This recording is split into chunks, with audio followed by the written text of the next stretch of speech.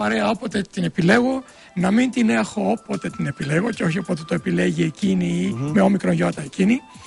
Και να μπορώ να δουλεύω, γιατί ο μοναχικός λύκος, ο συγγραφέας, κάνει μια πολύ μοναχική ζωή. Γράφοντας μεταξύ 7 και 11 το πρωί, γιατί άλλη ώρα δεν μπορώ να γράψω. Αυτές 4 ώρες γράφεις κάθε Μόνο μέρα. 4 ώρες. Γράφεις τα αμερικάνικα, Νίκο. Βέβαια. Γράφεις τα αμερικάνικα. Μην ξεχνάς ότι 2 νουβέλες που έγραψα, 2 μυθιστορήματα, τα έγραψα το 1977 και 78, κατευθείαν στα αγγλικά, και μου λέγαν όλοι, τρελός είσαι αγόρι μου, Έλληνας και θα εκδοθεί στην Αμερική. Και εκδόθηκαν και τα 2 και πήγαν και καλά. Επειδή τελειώνουμε, δείξε μου αυτό που μου έχεις φέρει στη. Είναι το νέο μου project. Τι είναι αυτό? Μακριά από κινηματογράφο. Σενάριο θα μου βγάλεις? Όχι σενάριο. Έλα να σου δείξω ένα κόνσεπτ για μοναχικούς στην παραλία. Δεν υπάρχει. Τι έχεις κάνει, για να δω. Τι είναι αυτό, παιδί μου? Μαντίλι, έχω πετσέτα. σχεδιάσει μία πετσέτα παραλίας, η οποία θα κυκλοφορήσει σύντομα.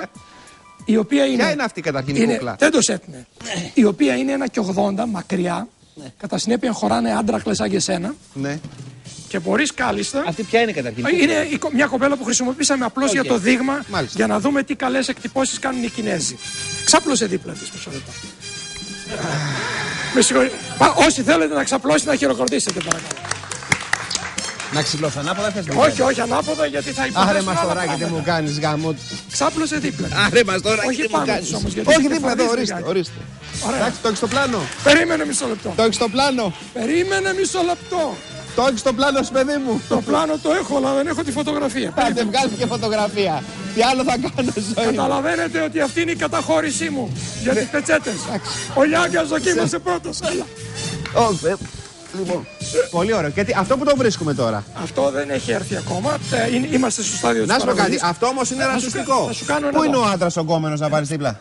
Κλείσαμε ένα φοβερό παίκτη του πόλο, ναι, τον Ανδρέα το Μιράλι, ναι, της Βουλιαγμένης, και θα κάνει φωτογράφηση τη Δευτέρα. Άρα έχεις και για άντρες και για γυναίκες? Έχω να σου πω λοιπόν κάτι πριν κλείσεις. Πες το. Θα σου κάνω δώρο για την επόμενη εβδομάδα, ναι, ένα making of από τη φωτογράφηση των εκπληκτικών μοντέλων με μπικίνι. Ωραία. Και του Μιράλι, και θα το παίξεις όποτε θέλεις. Okay. Σε ευχαριστώ πάρα πολύ που ήρθες σήμερα. Done deal. Τα λέμε και εκτός. Νικητής ολοκληρωμένου